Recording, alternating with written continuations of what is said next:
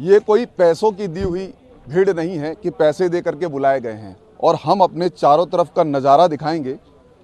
चारों तरफ जिस तरफ भी कैमरे की नज़र जाएगी उस तरफ आपको हाथों में पैम्पलेट लिए हुए शख्स दिखाई पड़ेंगे। आखिर ये पैम्पलेट है क्या, इसमें लिखा क्या है और ये इस पैम्पलेट के माध्यम से क्या बताना चाह रहे हैं?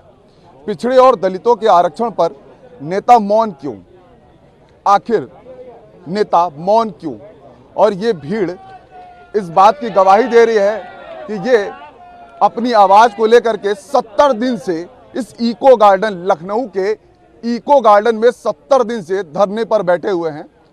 मंत्री जी के कानों में शायद जूं नहीं रेंग रही। साल भर ये अधिकारी कहते रहे कोई घोटाला नहीं हुआ है। हमारे देश के प्रधानमंत्री जी कहते हैं कि हमने राष्ट्रीय पिछड़ा वर्ग आयोग बना दिया है, अब पिछड़ों का हक अधिकार कोई छीन नहीं पाएगा। उसी पिछड़ा वर्ग आयोग में हम लोगों ने शिकायत दर्ज कराई कि संवैधानिक संस्था है, शायद हमारी सुनवाई हो जाए।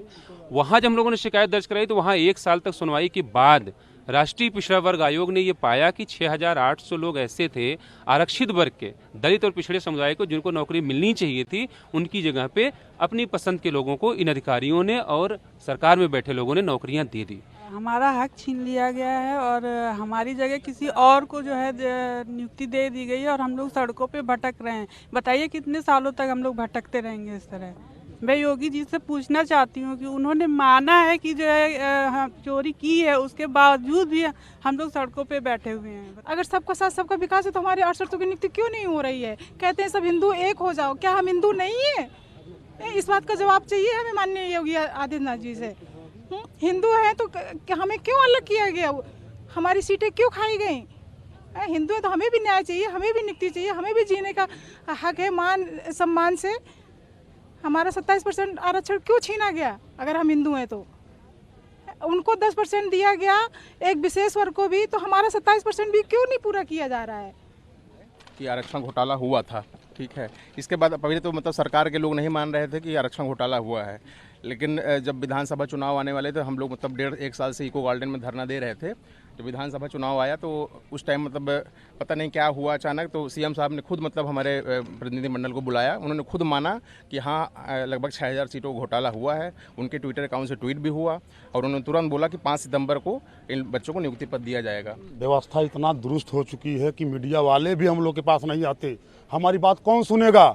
मैं उनसे पूछना चाहता हूं, डॉक्टर संजय निषाद से, क्योंकि मैं एक निषाद समाज से मैं आया हूं।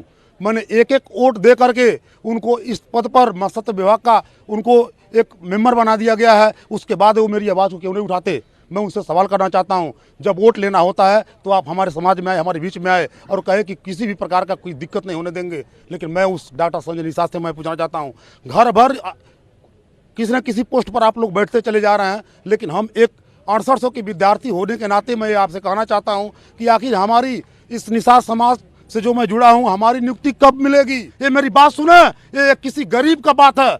अभी हमारे दर्द को तो आप मत जानिए। आज हमारी माँ बाप किस हालत में है, किस दर्द में है कि मेरे माँ बाप किसी तरह से मुझे पढ़ा करके इस योग्य बनाए और आज भी रास्ता इंतजार करते हैं कि मेरा बेटा एक दिन नौकरी लेके आएगा, तब जा करके हम आगे की प्रक्रिया करेंगे। हम इस दर्द को कौन सुनने जाएगा? 69,000 शिक्षक भर्ती आई थी और इसमें आरक्षण घोटाला हुआ, लगभग 20,000 सीटों का आरक्षण घोटाला हुआ।